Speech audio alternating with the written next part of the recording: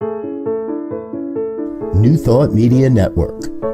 We are a global broadcast network of positive music, media, and entertainment, inspiring humanity's evolution along the journey of enlightenment and creating a world of love, peace, empowerment, and prosperity for all. New Thought Media Network. Positively inspiring.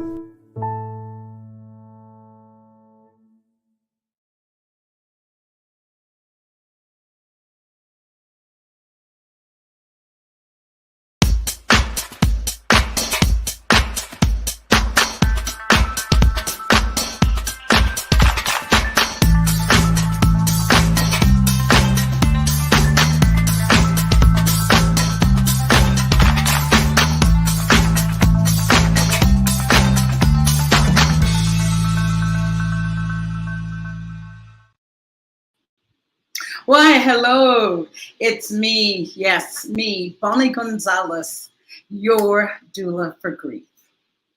And I am still a grief coach, a religious science practitioner, a registered nurse, and a soul collage facilitator.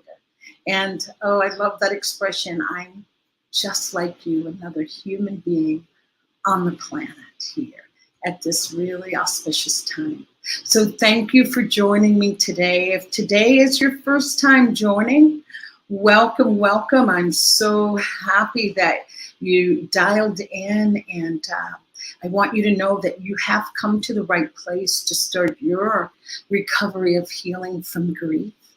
And if you are a returning viewer, welcome, welcome. I'm honored to have you back again. So I say to both the first timers, the old timers, make this hour about you. Make this hour for you. Join the conversation. Drop a comment in the comment box. We would love to hear from you. If you have a question or if there's a situation or concern you'd like us to address, we are here. We are here for you. And so with that said, I know it is with a heavy heart and sadness that so many people are feeling today, are in mourning for the loss of our beautiful Tina Turner, who made her transition last week. Such an outpouring of love from so many people. I've received texts and emails to say, oh, Bonnie, have you heard that Tina Turner made her transition?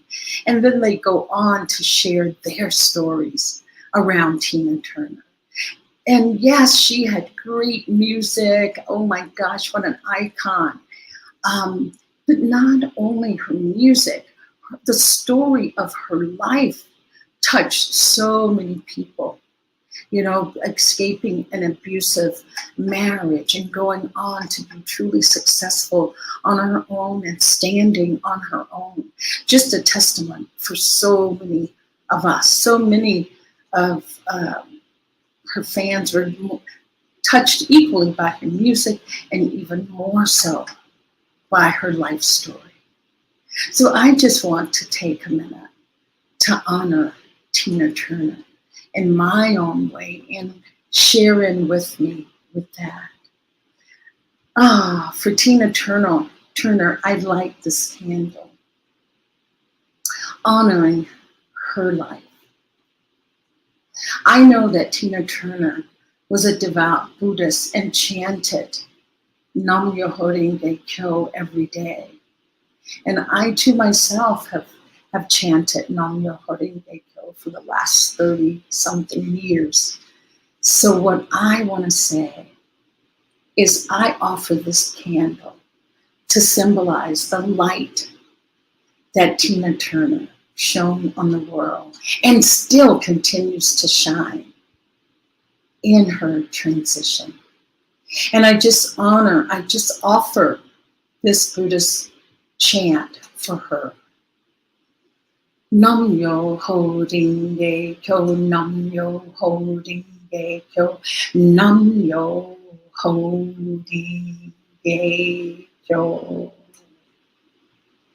Thank you, Tina, for all that you've given us and for all that you will continue to give. And that chant is, the translation is devotion to the mystic law of cause and effect through sound. So thank you. Thank you for allowing me to honor her and honor Tina in whatever way feels natural and right for you.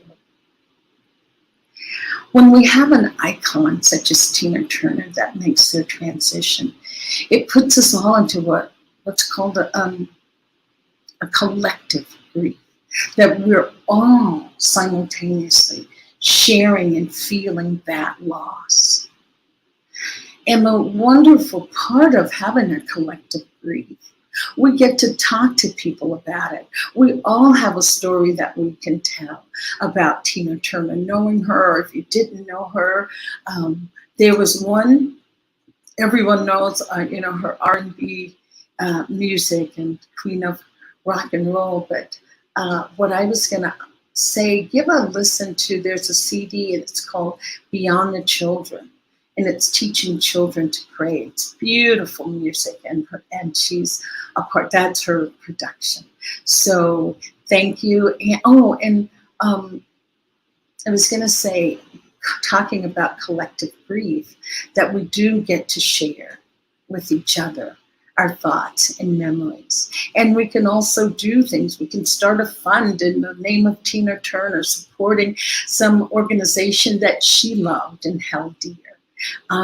If that doesn't speak to you, that's okay. What you can do is you can put on some of her music and listen to it. You can. There was one person I know that dressed up like Tina Turner, put on their favorite concert shirt. But do whatever whatever feels right in your heart to do.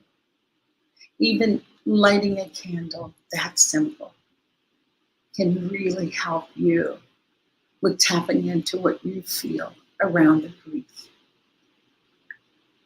of the loss of Tina Turner. So I just thank you. Thank you for listening and just knowing that it is times like this that we find comfort being with family and friends. So, thank you, Tina Turner. So our show today is just perfect. It's just perfect coming on the heels of a loss like that. Today, our show is about love. And we had a couple working themes, and I was going to say the power of love to heal, and also loving our way through grief, loving the healing power of love, loving our way through grief. And we have an expert here on love. I couldn't think of another person that can speak to love the way my guest speaks to love. And my guest today, I'm so honored to have Krista McAtee. And she's a religious science practitioner, and she's the CEO of Evolutionary Love, which teaches that every action is an act of love or a call for love. And I get to read bios when I have guests, but this is a bio that really touched me. I just want you to sit back, maybe close your eyes just for a minute, and just take in her bio. So, Krista's 25-year journey through education has been about teaching as an act of love. In her roles as an educator in preschool, Spanish dual immersion elementary schools, middle school, high, and as a mathematics method professor, math and social justice coach, a parent and grandparent, even though she doesn't look it, her come from is always love. She reminds those around her that every action is an act of love or a call for love, and that we are either intentionally acting from a place of love or reacting from a place of conditioning. Yes, take that in. She teaches that love is the only power that can resolve all that ails our society. And we do have a laundry list, don't we? Racism, white supremacy, patriarchy, colonizationism, hatred, and fear are simply symptoms of the absence of understanding and recognition of the love that we are. Her work in the world is practicing, teaching, and being love because love is our innate natural state. Krista creates and facilitates communities where we can recognize the love that we are and learn to come from love in all of our thoughts, emotions, and actions. When we better learn our true nature, love, all the ways we have been conditioned to practice separation, hierarchies, fear, etc., will simply melt away. So many of our great leaders have known what Martin Luther King Jr., what Dr. Martin Luther King knew so clearly, and that is, darkness cannot drive out darkness. Only light can do that. Hate cannot drive out hate. Only love can do that. When the goal of education in our country is to be and to practice love in everything we do, we will have the educational system and the society of our dreams. So thank you so much, Krista, for that beautiful bio. And more importantly, thank you, Krista, for being you. And if we can bring Krista on, Joe, that would just be fantastic. Hello, Krista. Thank you so, so very much. Thank you. For your big yes to being here today. My heart is just overflowing with love for you. Anytime Bonnie says, do this, I'm in. I'm all in. Whatever it is, Bonnie, you ask, I'm in there.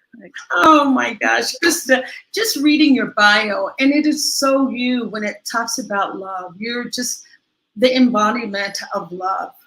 And Krista and I both had a teacher in our practitioner training, a minister, Reverend Jeffrey Anderson, that said, I think he put us in the both of that same bag, Krista, that we were just hearts on wheels, our hearts with legs. And that is Krista, a heart with long legs and just shining that beautiful light of love wherever she goes.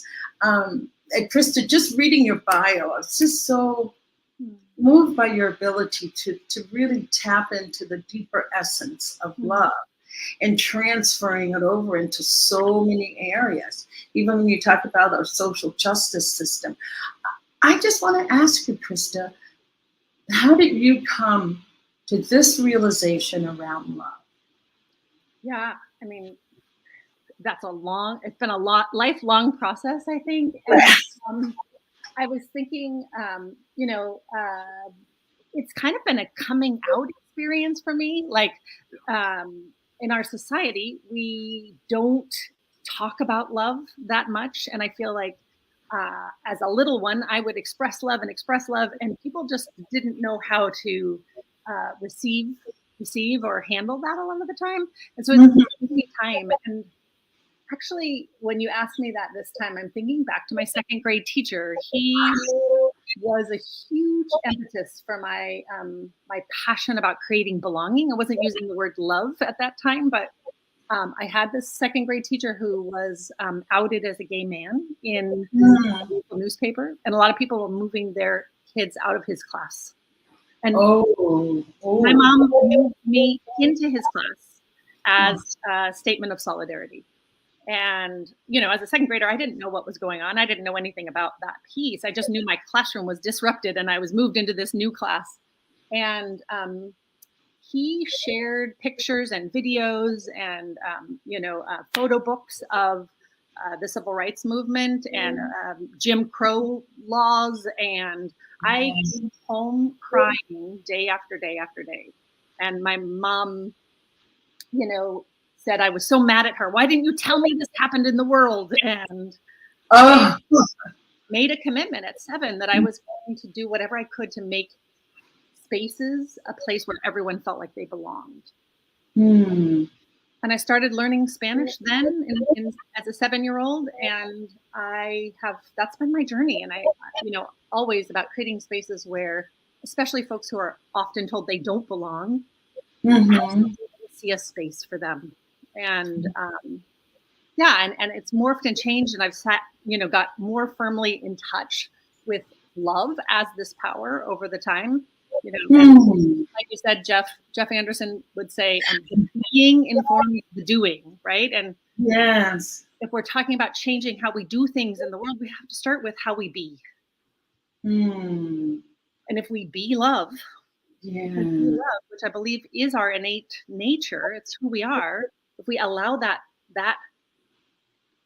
love that we are to flow through us, then the rest of it is perfect. The rest of it is just bliss and ease and joy. Yes. Yeah. Oh, I was going to say, Krista, I just think that is so, such a touching experience that you shared about your mom. She was truly what we called an evolved and enlightened soul. That's all I can say to go against what would have been the norm at that time. Right. And I was going to say, for myself, though, we have a comment there from Whitefire Faulkner. Wow, Krista, very cool of your mom and you at 7 years old. Love is the only power. Oh, thank you so much, Whitefire. That was just what I was saying. Your mom, to be that focal point to teach you about love. My own experience with love, when I think back to, Chris, you're talking about being in, 2nd grade and having that happen. I think when I first, quote unquote, talked about love, it's like, that boy and girl kind of thing, boys and girls. And that's the kind of love that I was aware of. Yeah. And I don't even think at 7 I was aware of that love at 7. So it sounds like, do you feel, Krista, that we all come into this? Well, I'll keep it in the eye. I feel that we all come in with certain characteristics that are already heightened. Oh yeah. When we come in, would you say love was one of yours, or that's something you had to learn along the way, or you came in and got fine-tuned? That's a really good question. I feel like love is who we all are, and I think it also was fine-tuned for me. And I think so many times there are experiences in our life that make us forget that our truth, and also the goodness of, or the light, the fullness, the wholeness of those people around us. I think we're trained in this in our culture to see something different. But like having my grandbaby, I see him knowing he's loved, absolutely at 3, yes. He knows it through and through. And I think it's true of all littles. Like they ask to be held and cared for and fed and loved, and they know unequivocally that they should have that. Whether or not they get it is a whole other story. And that's part of our conditioning and training of something else, right? Of something else, yes. I love what you said about children, or your little grandbaby. Babies are just that. It feels to me that they're just that. I feel that that's the draw for babies. When you walk down the street, even a stranger's baby, you're like, oh, I think it reminds us of that, of our pure essence. Yeah. That's what you said. That is our essence. Mm-hmm. And being a mature woman, reading different things and coming into my own feeling around love. I'm reading the book, I pretty much shared that with you, Teach Love. It's the 12 principles of attitudinal healing. Yeah. And that's the first principle, is that we are love. Yeah. That our true essence is love. And do you think that gets shared early in life? Do you think we find out later? What's your experience about that our true essence is love? I don't think it's shared. I don't think it's shared very much. And I think that's why, when you were talking about, only talking about like the boy girl kind of love, I remember as a kiddo, little writing notes to everyone, or pictures and, like just sharing love everywhere I went. And I just had this need to express how much I loved whoever I saw, and not always did people know how, it was uncomfortable. And I'll say, yes, actually maybe it was like 5 or 6 years ago, I had this dear friend that became my adopted sister, and we were hiking one time, and she said, when you say I love you, what do you expect back? Oh, wow. And I said, nothing. And she says, oh, okay. And I realize, that's another example of, I'm expressive. I share love, and not everybody knows for so many different reasons. And I think I think littles, I taught preschool and first grade, and they express love. Like it just pours from them, and they're constantly shown that, maybe you shouldn't be this loving in this way, or maybe you shouldn't, and I think we tend to hold back. And like when you said, how did I come to this place? I think it's been an evolution, and especially in education, to be able to talk about love. I'm doing math teaching as an act of love, science and math teaching as an act of love. That is a language that is not used a lot in math education, and I think it works for me for all the ways, wherever we show up, whether it's teaching or walking down the street or driving on the freeway or whatever. If we're seeing love, then whatever action comes out of that is inspired by that. It comes from love. Yes. Wow, Krista, two things pop up, and it's like, us getting together to talk about love. The first one that came up, and then I'll come back to my second question. There was an old movie, and you may be too young to remember it. If you don't, it's okay. Can't even remember. But anyway, the line in that movie was, love is never having to say you're sorry.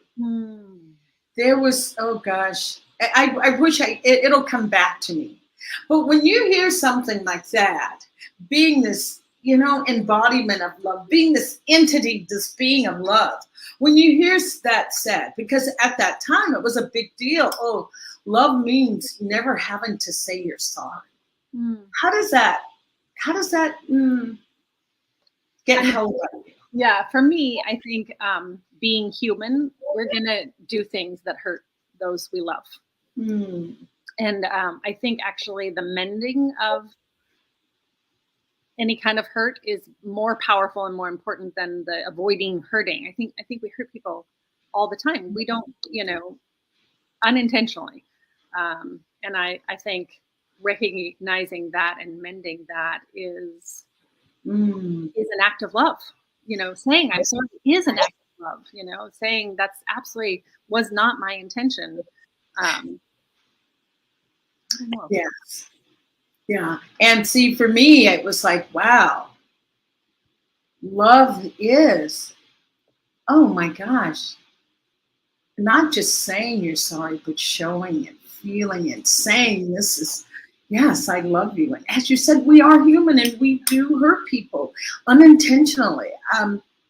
So I just felt like, but at that time, I think people were not talking about love. And I think it was the first time that phrase got used in a way to say, oh, let's bring love into our conversation. Let's bring love into our lives. And how are we going to hold it? So that just popped into my head when you were talking about love.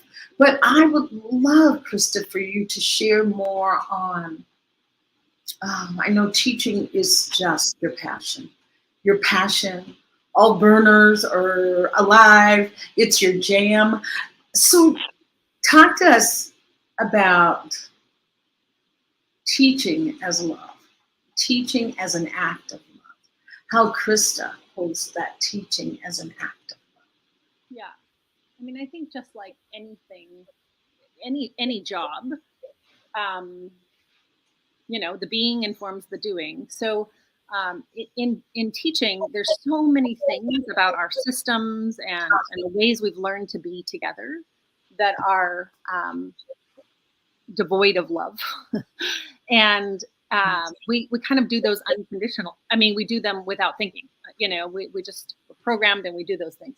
So I was thinking of early, because we were talking about early childhood stuff. I was thinking of, for example, a moment when in kindergarten, my teacher rewarded me, pulled me up in front of the class for something I had done and gave me a cookie in front of everybody and said, she did this the right way and all that stuff. And I remember that feeling like just a knot in my stomach and so uncomfortable because I was like pulled apart from my community, my I was, this idea of separation, right?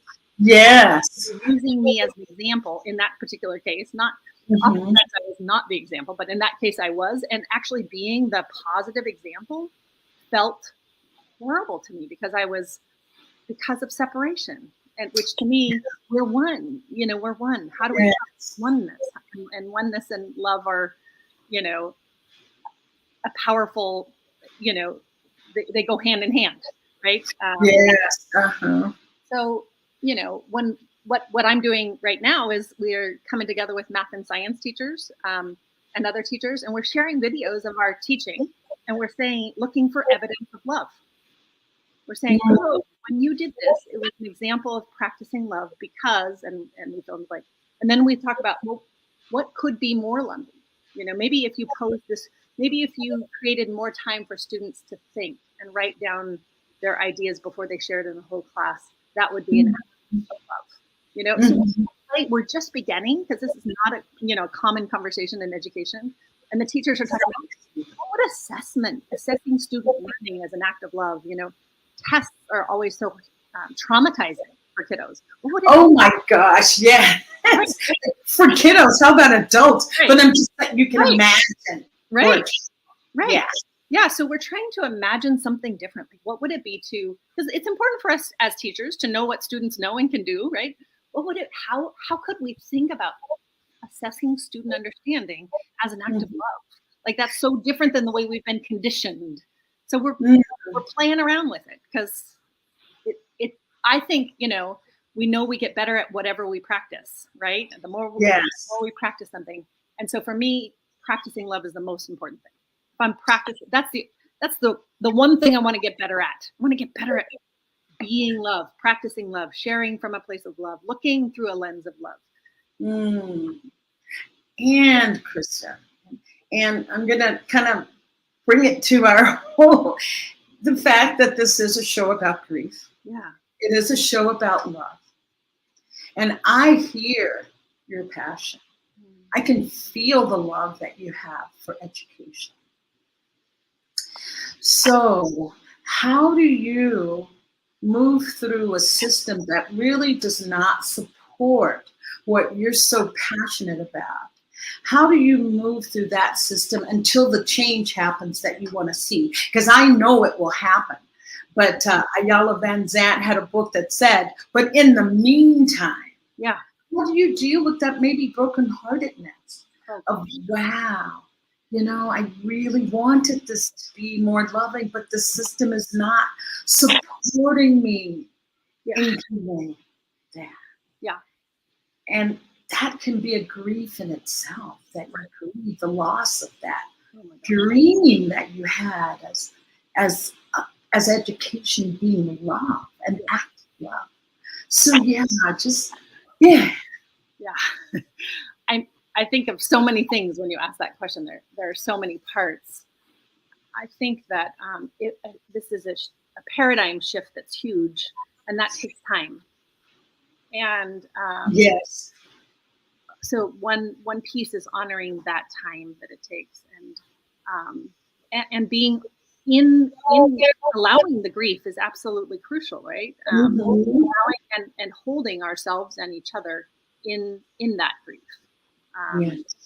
is required. I also think when I see examples of kind of the opposite of that, like so much is happening in our world that is like heartbreaking, right? School shootings, and there's so much happening that is absolutely heartbreaking. And so there's two pieces for me: honoring that, and then I love what Valerie Kaur, she started the revolutionary love project. Revolutionary love. See No Stranger, a memoir and manifesto of revolutionary love. She talks about how when transition happens, if you think about birthing and or dying, contractions happen that are bigger and more painful as we get closer to the transition. And so, like we have to push and breathe.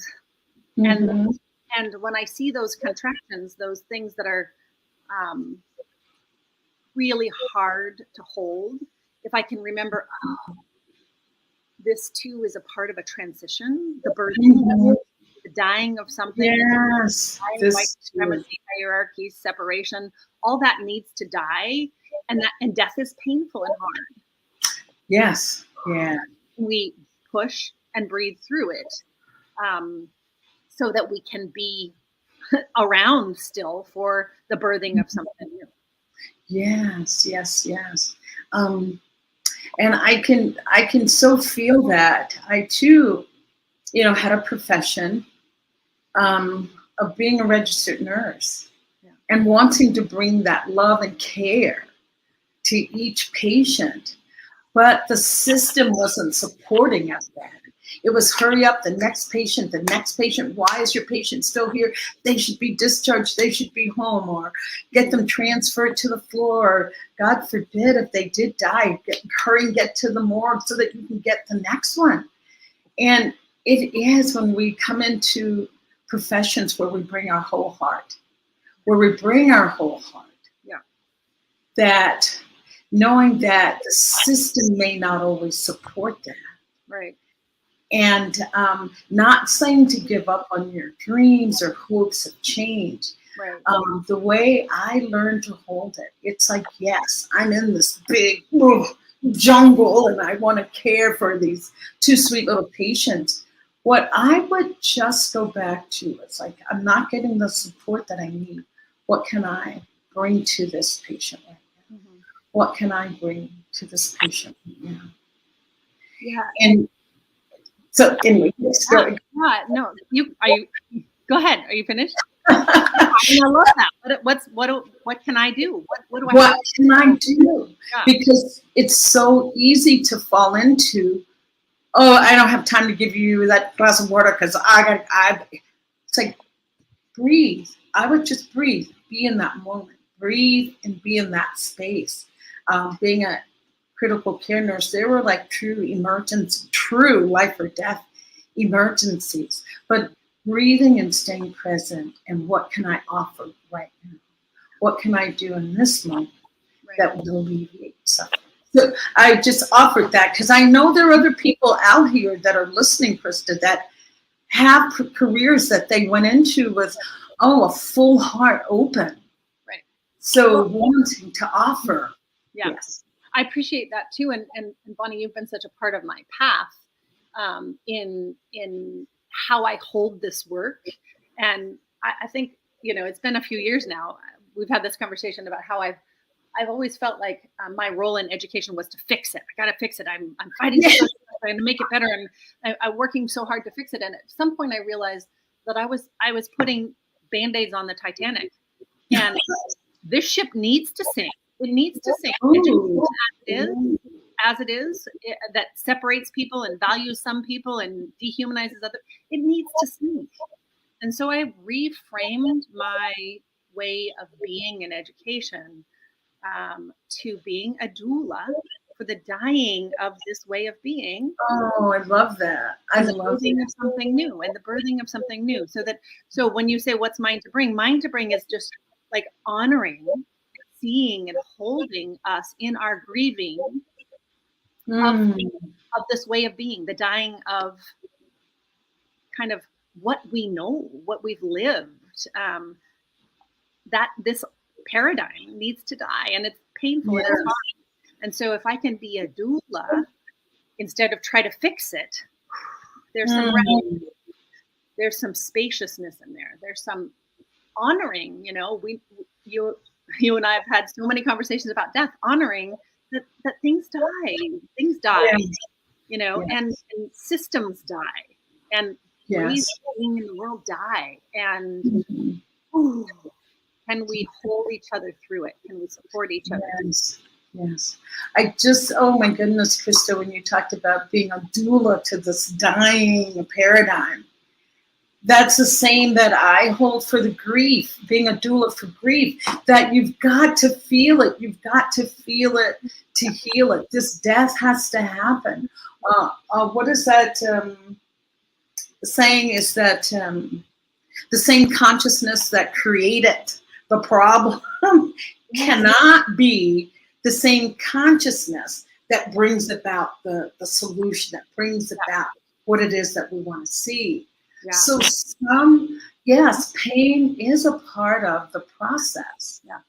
That pain, but knowing that the pain is the sign that yes, something is needed, something is shifting. Just like when you have a pain in the body, you got to pay attention to it. Something. Right. It's saying, "Oh, I need some attention here. Something needs to shift. Something needs to change." Right. And you make me think of so many things. I think it's Audre Lorde, "The Master's Tools." That's the quote that you somewhere, right? Right. Right. I think about one of the things that I'm learning a lot about right now is, and we've talked about this because you're also a role model for me in this, is embodiment practices. That's true. That's true. And we have in education and in our society, we spend so much time and focus on brain and our mind, but what we're talking about today is being love, and part of this course is around somatic attachment healing, and it's also relationship, right, and relationship with self, and relationship with an individual or groups or a system. Also, it's about relationship, and I'm really loving this paradigm shift in relationship model to this doing fixing paradigm on one hand, and doing fixing, and a being allowing paradigm. And what that being allowing paradigm is about is recognizing that change is part of the natural flow. Change is going to happen. And if we can create a space where we just hold each other, where we support it, change will unfold. And yeah. Oh, Krista, I love the analogy that you did with the closed fist. So I'd love, maybe just take us through that. And then there's some comments that we will get to. Thank all the listeners for tuning in. We'll do this and then we'll get to the comments. Okay. We're going to invite listeners to try a little activity.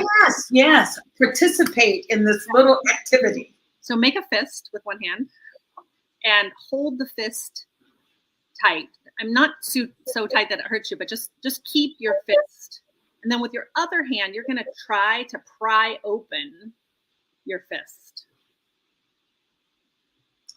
And as you do this, you're going to notice what happens in your body. What happens in the fist as you try to pry open, and what's happening to the prying hand. What's happening all over your body, just noticing it. And then keep the fist and take your other hand and just hold the fist. Just hold it. Notice what happens in the body. And, you could even, just rub the fist a bit. Notice what happens. Wow. In the fist, in the body.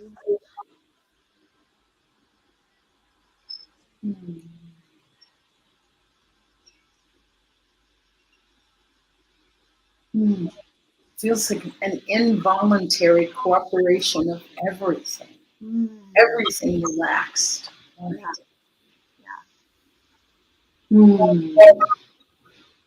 So just noticing the difference between this kind of prying relationship. Yeah. What's happening in the relationship between the two hands in both different ways of being. Just holding it. Oh, I'm thinking this metaphor, this practice is such a metaphor for me about how I see and hold anything, everything. Right? How I hold that part of me that's saying, "Oh, I should be done grieving now. How come I'm still upset about this thing?" Yes. Pushing myself to be different. Holding. Oh, Holding. Yeah. Gosh, I'm tender there. Yeah. And honoring and allowing. Yes. Oh, Krista, that is so beautiful, and especially as related to grief. And so many people come to me to say, "Why aren't I over this? I did all the breathing exercises. I did all the journaling. I was writing, and I'm still in grief." Yeah. And it's back to allow yourself to grieve. Treat yourself like a gentle, sweet little newborn. Yeah. Just holding that. Yeah. I think this is why I love this exercise so much, because it so speaks to that so much happens with the allowing of it to be. Right. It reminds me of when I tell people that whatever emotions come, they come to pass. It's only when we go, "Oh, I can't feel that right now. I can't," not that it stays. But when we say, "Wow, I am feeling so super sad today. I really miss my old house with the bed that I'd come home and just lay on and just be." When I allow myself to go there, it passes through. Yeah. Then I'm back to, "Oh yeah, I've got the other bed now, and it has its fine points too." Right. So just that, not so much resistance and crying and pushing. Yeah. Crying and pushing. Okay, so now we're going to go to Joe. If you could put back up Whitefire's. She says, "I am singing the song right now." Oh, wait a minute, Joe. Way back, a few back. I have Whitefire. Wow, Chris. Okay, there we go. I'm singing the song right now, and whatever song that was, I'm singing it too. It was a while ago in our conversation. We have Celeste, who's grateful to be here. Challenges with audio. Yes, that happens with our wonderful technology. As wonderful as it is that allows me to be in Mexico and Krista to be in California, Joe to be in Florida, sometimes we get a little glitch with the audio. Yeah. And thank you so much, Rebecca. Do you see? She said the movie is Love Story. Does that ring a bell, Krista? Yes. Yeah. Oh my gosh. Thank you, audience, for helping out. And Celeste says, such a good topic today on Memorial Day. Love of country. A country where some people have a hard time practicing this. Right. Yeah. And what I say to that, Celeste, and not to do any spiritual bypasses and all those things, but as Gandhi says, being the change that you want to see in the world. What is that? Never look at the ones that are perpetrating the crimes or causing the problem. Look at those that are helping. So and I think it goes back to what we were saying, like how do we honor like ourselves when we have a hard time? Because we all I have a hard time practicing love sometimes in certain situations, or you know. Yeah. Oh, so, you know, if I'm forcing myself to be different, I'm not sure that that's the work. I think the work is holding each other in however we show up, you know, and that's hard work. That's really hard work. Yes. Oh, Krista, I want to add this, because we're talking about being love, and I can be just gushing with love, but I can have a situation or a person that causes me to really constrict. Yeah. And that gets my attention. It's like, wow. Honoring that, even paying attention to where I can constrict. Yeah, for sure. Because if I can constrict when I go to that place of, oh, they should be more loving, they should be doing that. When I can constrict, then maybe I can have an honest dialogue, some communication with those people that I have labeled unloving. So I'm just saying, I see it as a teaching moment, a deeper insight moment into myself, another layer of me. Well, and this is the thing we talked about before. Oh, hurt people, right? Ooh, that's your mom, right? Yes. Yeah. Hurt people. And so it's not always easy to see people who are showing up in ways that are hurtful. Yes, right, Krista. And I believe in my core that people who understand love, who feel loved, who know they're lovable, aren't hurtful to other people. Mm-hmm. Ooh. Okay, hold that thought. Hold that thought. I'm going to read Whitefire's comment. Oh, being informs the doing. I often forget that I am love being in the midst of doing from my mind. Then there is loss of the very connection to the help, teach, to be a friend, build friendships and community, do politics. Being love conquers the how-tos. Being present is now possible. Being love means I am nowhere else. Thank you, Krista. Oh, thank you, Whitefire, for that.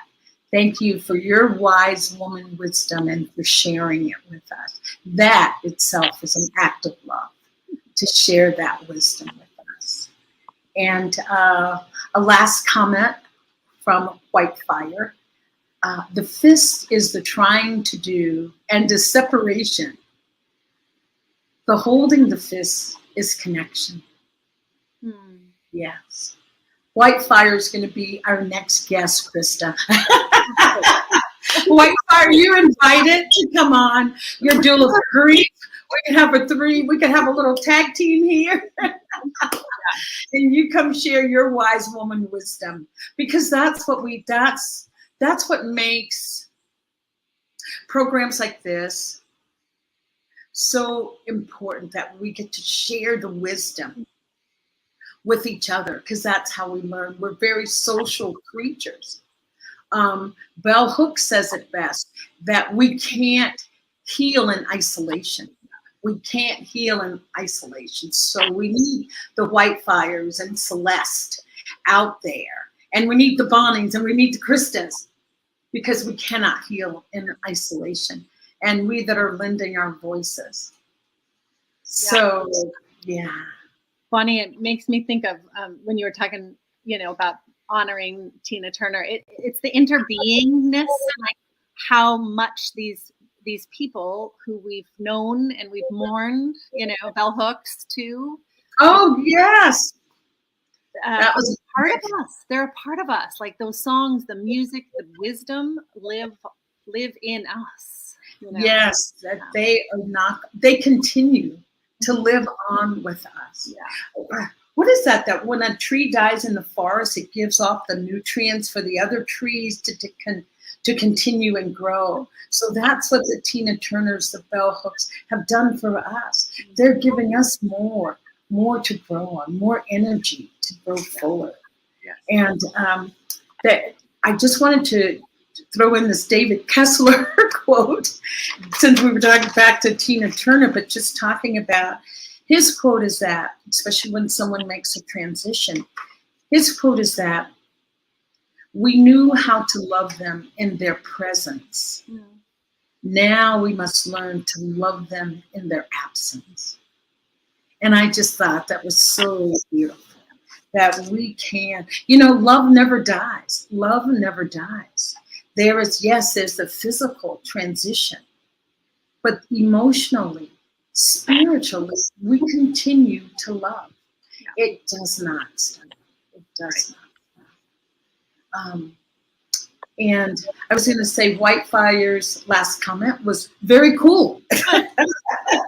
She's agreed to be a host. I mean, she's agreed to be a guest on the show. And Whitefire, I will get your contact information from Krista. So with that said, Krista, I just love how we're talking about the whole death of educational systems as we know it. And I know, since I've been a part of your journey, I know part of your history. And Krista is one of those people that's really fortunate to be able to mentor new teachers and to teach teachers. And so coming from what you know now, Krista, about that, I was going to say a little bit of give and take and back and forth, that wanting to teach in a certain way and not being able to have that supported. What would you say to those teachers now that you're mentoring?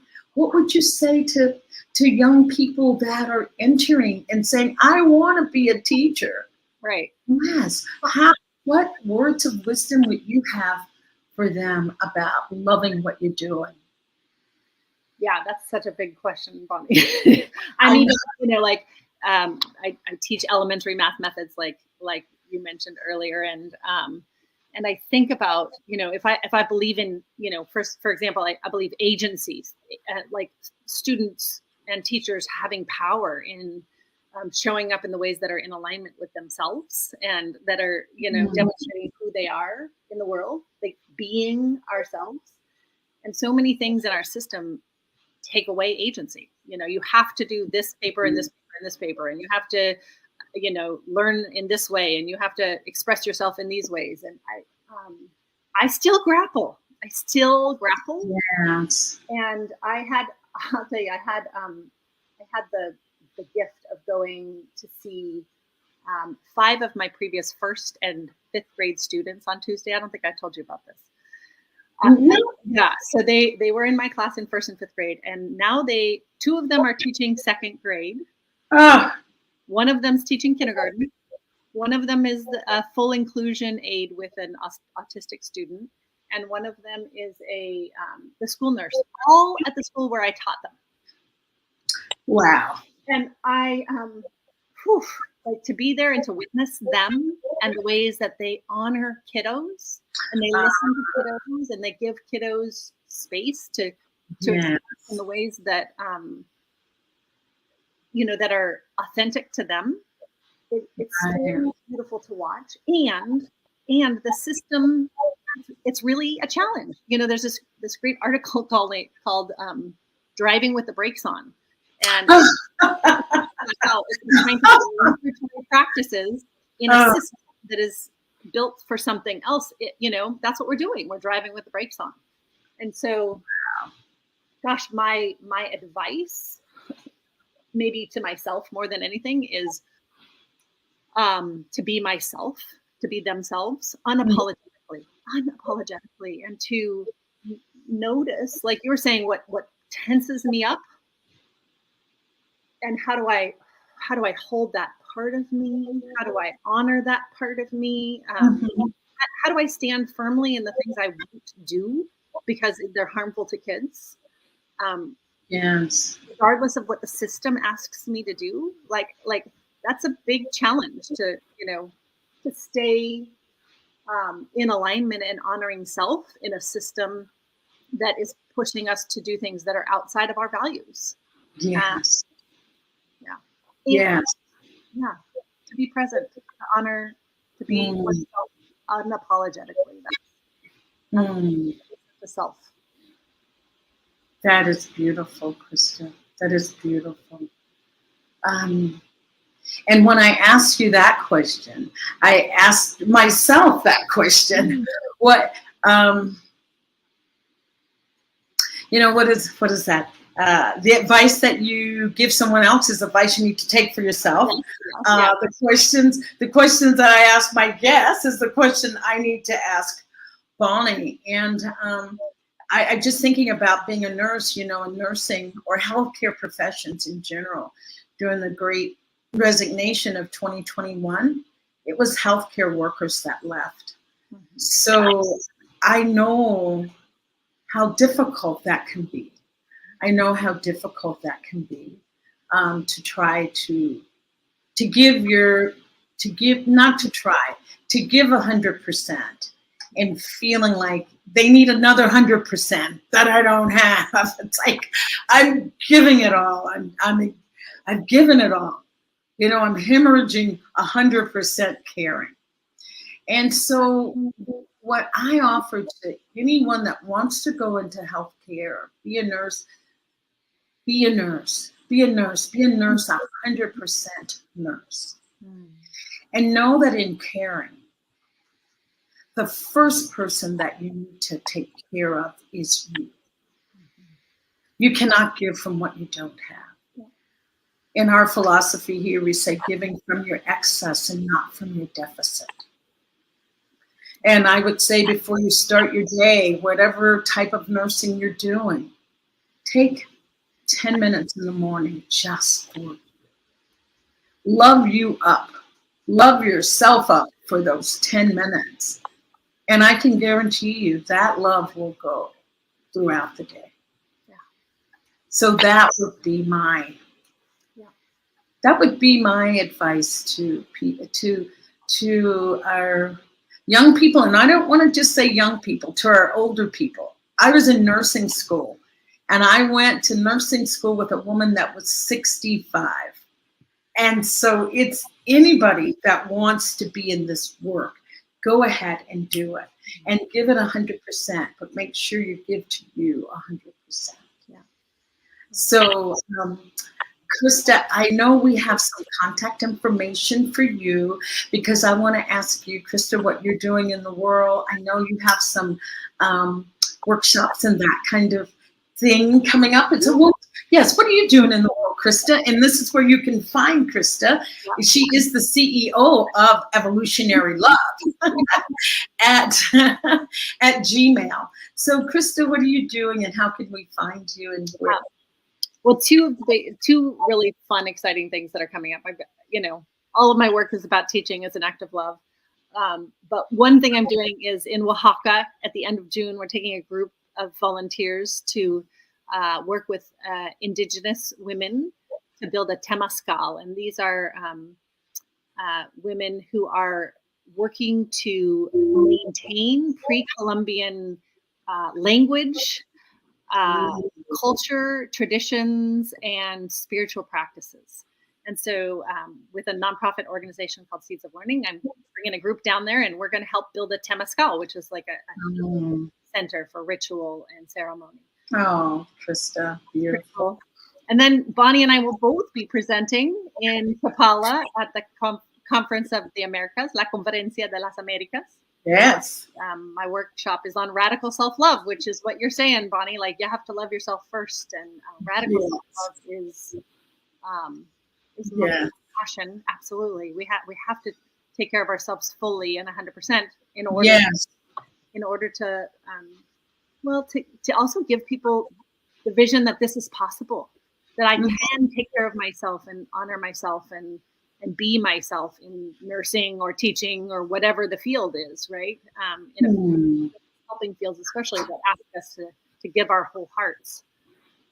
We got to protect our own hearts first. Yes, so that our heart stays full and stays fully engaged.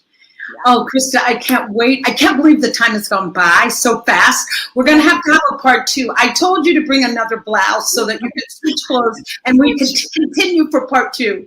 But we're going to end here. If you want to know more, you can just, you can find me, Bonnie Gonzalez, at yourdoulaforgrief.com. Just yourdoulaforgrief.com will take you there. And I would just love to hear from you, send an email, and just continue to watch and share this with your friends. Share whatever you've gotten from this program today. Share it with a friend. That is an act of love when you share with someone good news. So thank you so much. I'm Bonnie Gonzalez, grief coach. I am here. I will see you next time. Krista, love you. Thank you, and thank you for my guest. All righty. Thank you to my guest and to the audience. Ciao. I'll see you next time. Ciao, ciao.